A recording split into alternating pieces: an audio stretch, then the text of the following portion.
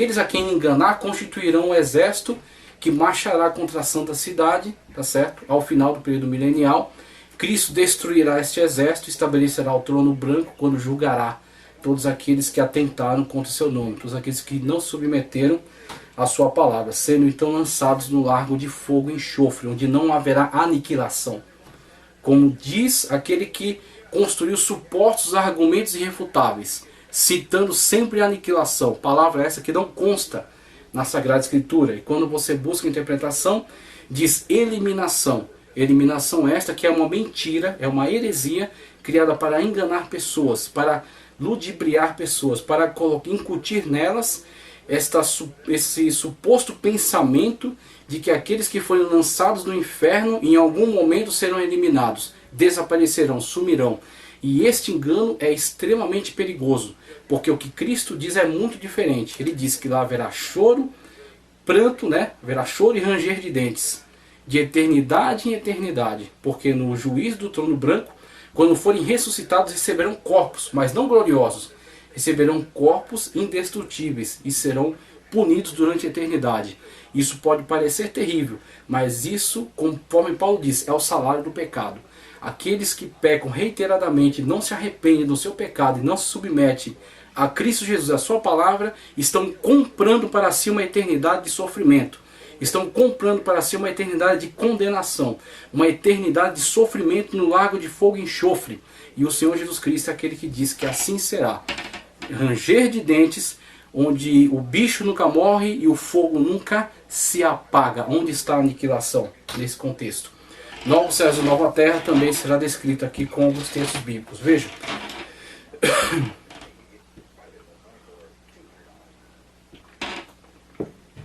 Eu inicio aqui um esclarecimento melhor em relação a esses eventos com o texto de Daniel. O texto de Daniel nos diz o seguinte, veja só. Texto de Daniel. Daniel 9, 24 a 27. Olha só o que diz. 70 semanas estão decretadas para o seu povo e sua santa cidade, para acabar com a transgressão, para dar fim ao pecado, para expiar as culpas, para trazer justiça eterna, para cumprir a visão e a profecia, para ungir o Santíssimo. Saiba e entenda que a partir da promulgação do decreto que manda restaurar e reconstruir Jerusalém, até o ungido, o líder venha, até que o ungido, o líder venha, haverá 7 semanas e 62 semanas. 7 semanas e 62 semanas. Ela será reconstruída com ruas e muros, mas em tempos difíceis. Depois das 62 semanas, o ungido será morto, e já não haverá lugar para ele. A cidade e o lugar santo serão destruídos pelo povo do governante que virá. E o fim virá como uma inundação. Guerras continuarão até o fim, e desolações foram decretadas. Com muitos ele firmará uma aliança que durará uma semana. São semanas de anos, conforme é descrito aqui pelo próprio Daniel. No meio da semana ele dará fim ao sacrifício e à oferta, e numa ala do templo será colocado o sacrilégio terrível, até que chegue sobre ele o fim que lhe está decretado. Cristo mesmo diz, quando vides a abominação da desolação no lugar santo, aí você sabe que é o sinal, o grande sinal de alerta. Então Jesus Cristo fala acerca desse período escatológico. Eu quero trazer uma melhor descrição acerca dessas semanas descritas em Daniel, conforme o estudo que você vai ter disponível. Veja, Daniel 9, 24, 70ª semana. 70 semanas são decretadas sobre o teu povo e sobre a tua santa cidade, para fazer cessar a transgressão, para dar fim aos pecados e para expiar a iniquidade, conforme ele mesmo descreve aqui. Daniel 9, 24. As 70 semanas tiveram o início da contagem das 70 semanas, com a ordem de Artaxerxes, um rei persa, para reconstruir, tá certo? O templo em 1º de Nissan de 445 a.C., completaram-se 69 da descrição das 70 semanas. 69 semanas se cumpriram no ano 32, tá certo? Da era cristã. 32 ano Domini.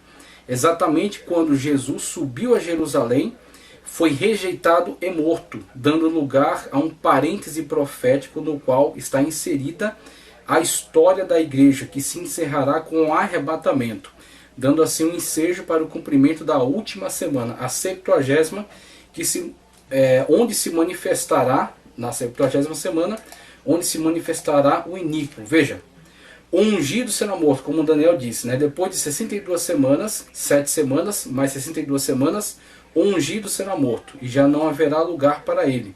A cidade e o lugar santo serão destruídos. O Senhor Jesus Cristo mesmo nos alertou acerca dessa realidade, quando ele, subindo para Jerusalém, olha para Jerusalém e chora sobre a cidade. Jerusalém, Jerusalém, tanto quis eu proteger você debaixo das asas, como a galinha faz com seus filhotes, todavia não quiseste. E aí ele, falando também acerca de Jerusalém, diz que não ficará pedra sobre pedra que não seja derribada. Isso de fato se cumpre por volta do ano 70 depois de Cristo, quando as tropas do general Tito invadem a cidade. Muitos cristãos e até judeus que estavam alertas em relação a esta profecia do Senhor Jesus Cristo se afastaram da cidade, fugiram antecipadamente, mas aqueles que teimaram, que insistiram, foram duramente atingidos por essa invasão, e foi então a cidade destruída, e foram muitos mortos, muitos levados cativos, tesouros do templo saqueados. Existe até um portal em Roma onde você vê os soldados carregando a menorá, tá certo? Tesouro do templo levado para Roma, e contribuiu até na construção do Coliseu. Então temos aí, se nós pegarmos textos de 2 Tessalonicenses 2, 7 ao 9, que fala acerca da manifestação do iníquo, e também Daniel 12, 1, a grande tribulação para Israel. Daniel 12, 27, o anticristo firmará um pacto. Então naquela leitura que fizemos, no versículo 27 do capítulo 9, o anticristo firmará um pacto com Israel para a reconstrução do templo, valendo-se do templo ou do domo da rocha, né, chamado também Mesquita de Omar. E no meio da 70ª semana, ou seja, 3 anos e meio, romperá o pacto e intentará ser adorado como Deus dentro do templo, dando início com isto à grande tribulação, que se encerrará quando Cristo vier com a sua igreja para salvar a nação israelita e instaurar o milênio. Estamos falando aqui do período, tá certo? Do período descrito por Daniel, findadas as 69 semanas, tá certo? Ele fala de 7 semanas, depois de 62 semanas, quando então será morto o ungido. O ungido foi morto, o Senhor Jesus Cristo. O Senhor Jesus Cristo foi morto, crucificado naquela terrível cruz, tá certo? Foi arrancado de lá, colocado num sepulcro, mas o seu corpo não permaneceu ali, como o Salmo já anunciava que o corpo de Cristo não veria corrupção. Então ele ressuscita ao 3º dia, ele é visto por muitos e ele é assunto aos céus. E aí nós temos, a partir desse momento, o início da igreja, descido do Espírito Santo no Pentecostes, tá certo? Com o revestimento e o início da grande missão que nos foi dada por Cristo, de pregar a toda criatura, e de por todo mundo pregar a toda criatura. Então, com esses eventos, com esta descrição que nós temos aí nos Evangelhos e em Atos, nós temos o nascimento da igreja de Cristo Jesus, o nascimento daqueles que, como Paulo vai descrever, eu vou trazer o texto aqui, aqueles que foram enxertados. Por que Paulo chama de enxerto? Porque a árvore original foi cortada.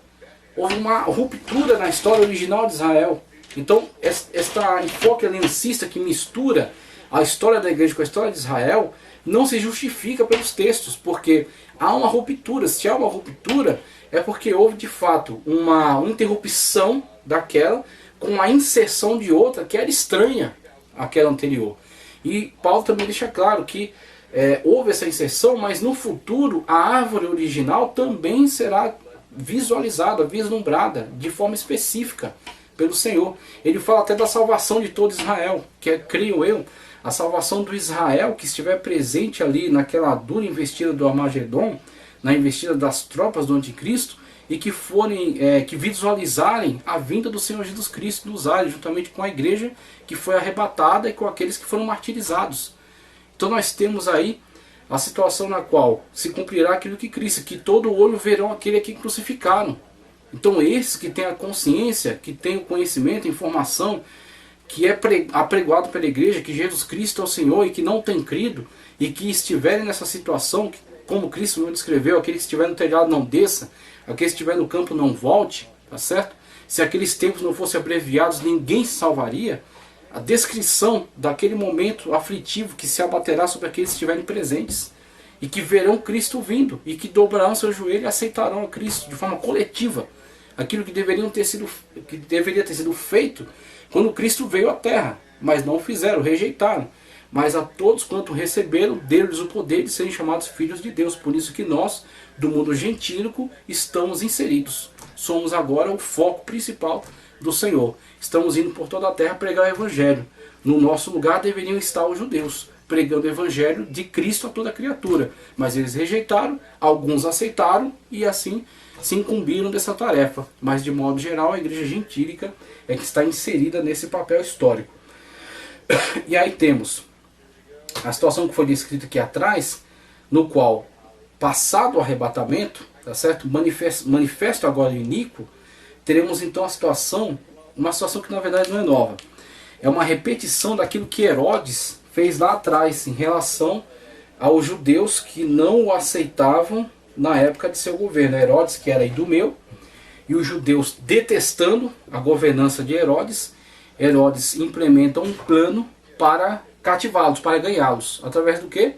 Através da grande reforma que empreendeu no templo. Nós temos aí o templo sendo ampliado, sendo embelezado, sendo na verdade, de fato, muito valorizado, né, por esta grande construção, no sentido arquitetônico.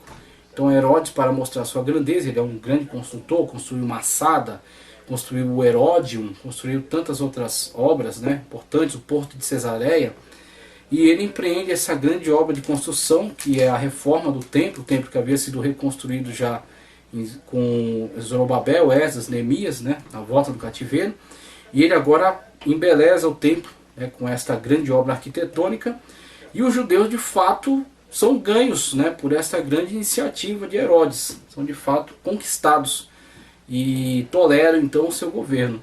E o anticristo, conforme nos é apontado nas Sagradas Escrituras, e conforme nós analisamos das situações, dos eventos da atualidade, acreditamos que essa será também a grande sacada, será a grande jogada, né?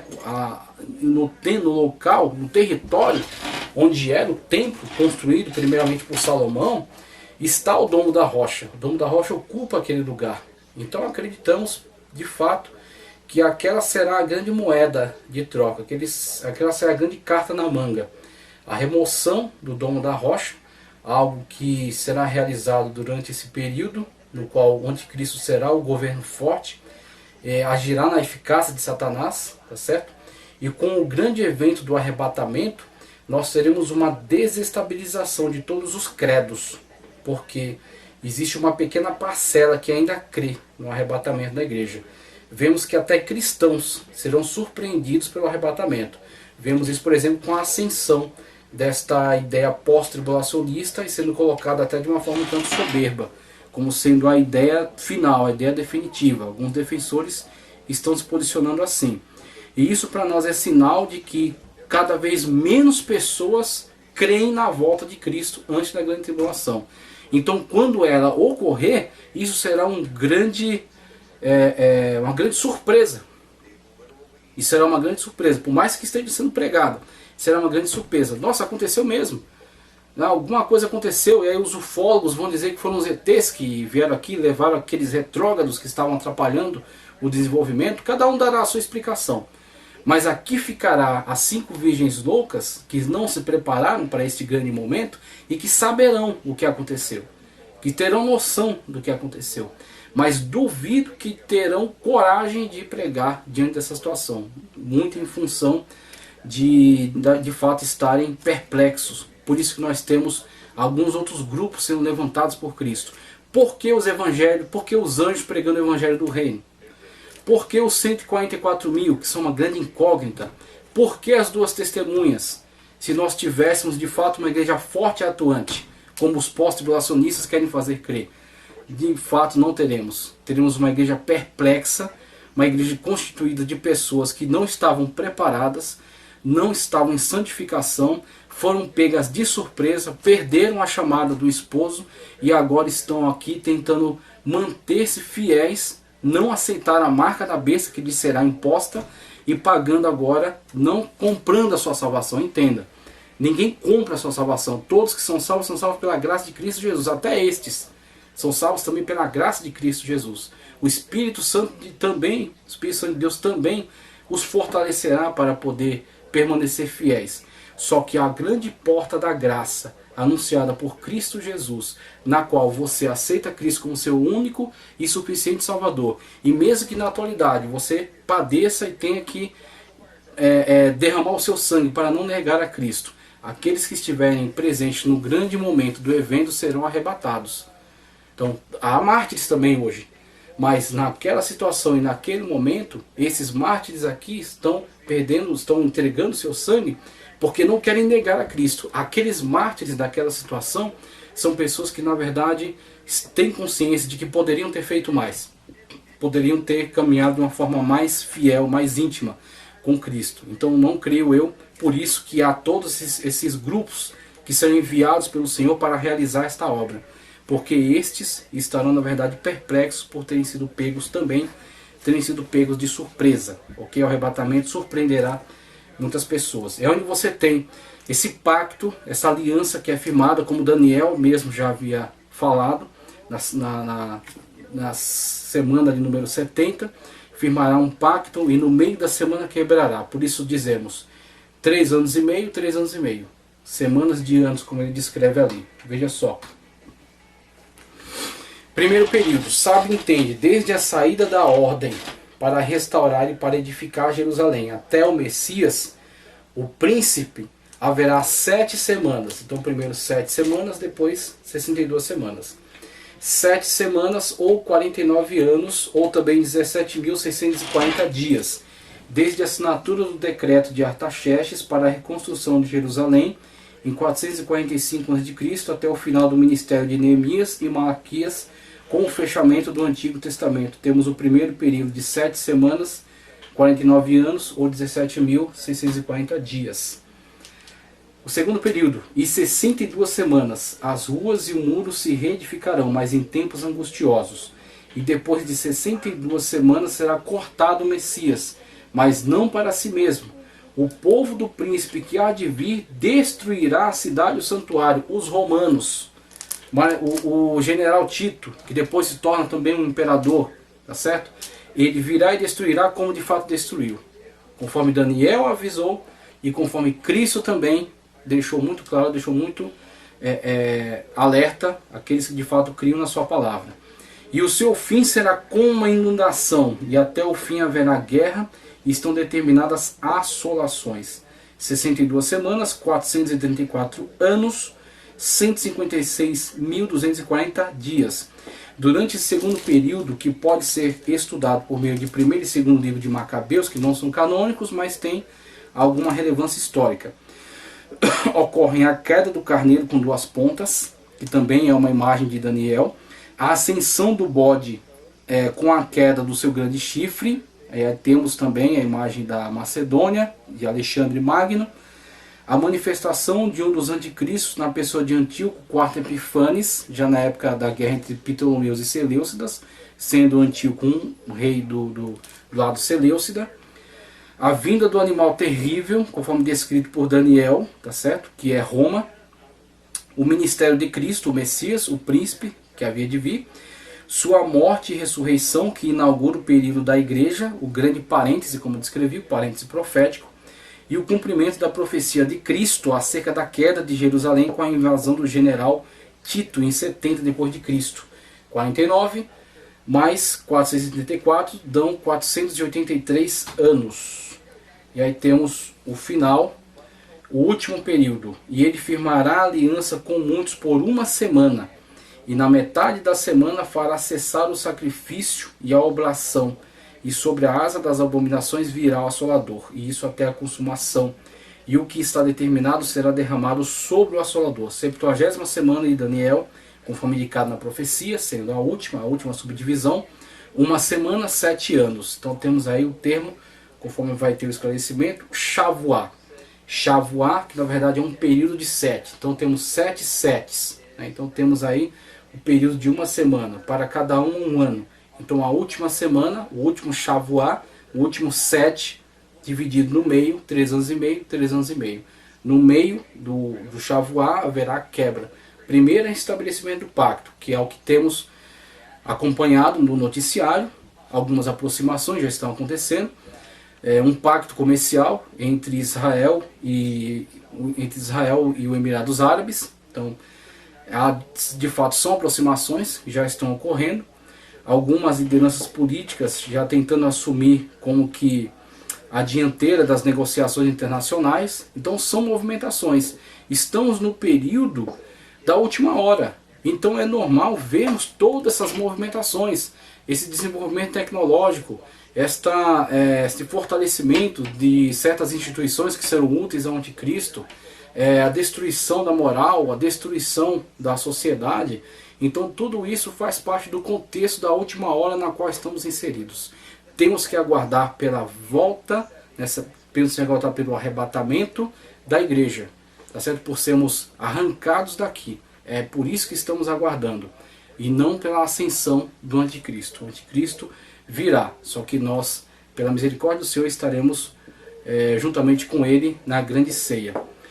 Finalmente completadas já 69 semanas desde o decreto da reconstrução de Jerusalém até a sua destruição pelos romanos, falta agora a última, a 70ª, que está aguardando para ser realizada logo após a igreja ser arrebatada e Cristo abrir o primeiro selo, conforme Apocalipse. O cavaleiro branco trouxera a falsa paz. O cavaleiro que foi lhe dado uma coroa e um arco, e saiu vitorioso e para vencer, conforme o primeiro selo aberto, o cavalo branco que é liberado. Então aquela simbologia que fala acerca do rei que se manifestará aqui na terra, o reino do anticristo, aquele que foi-lhe concedido algum pouco período para reinar, diferentemente de Cristo, que é o Rei dos Reis e Senhor dos Senhores, que será descrito em outro texto do Apocalipse, se eu não me engano, capítulo 12. Ok? Então temos aí a discrepância entre esses dois símbolos, sendo o primeiro, na verdade, a descrição do governo, da ascensão do governo do anticristo. Trará então essa falsa paz, o que levará Israel a firmar um pacto. Aí temos aí a perspectiva dessa grande carta na manga, que é a remoção do domo da rocha, ok? E um estabelecimento, então, dessa reconstrução do templo, e com essa reconstrução do templo, a aproximação entre os judeus e este falso Messias.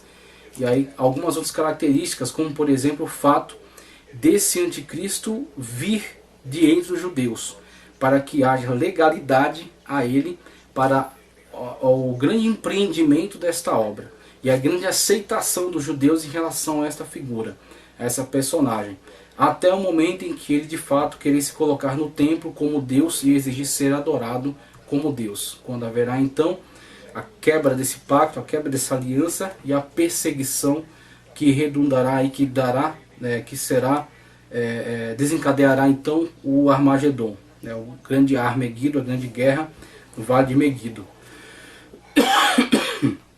Firmar um pacto que incluirá a reconstrução do templo de Jerusalém, que atualmente é ocupado pela mesquita de Omar. Mas ao final dos 3 anos e meio exigirá ele adoração à sua pessoa, o que será negado, dando início aos últimos 3 anos e meio de grande tribulação. Grande tribulação. Então temos esses textos que estão relacionados a Daniel e a 70ª semana, e outros que explicam também acerca desse quadro geral que estamos apresentando. Então queremos deixar primeiro esse enfoque, essa visão interpretativa, queremos deixar ela bem clara, porque vamos depois passar para a refutação desses supostos argumentos irrefutáveis colocados aí por esta visão pós-tribulacionista. Então primeiro queremos deixar o nosso enfoque, a nossa visão muito clara. Então, entendemos dessa maneira, lemos dessa forma, compreendemos dessa forma.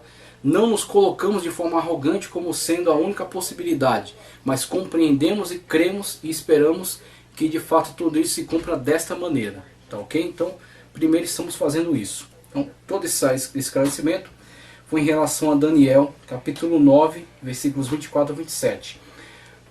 Outro texto que diz, Evangelho de João, capítulo 1, versículos 10 ao 13. Aquele que é a palavra estava no mundo, e o mundo foi feito por intermédio dele, o Logos divino pré-encarnado, o Senhor Jesus Cristo. Mas o mundo não o conheceu.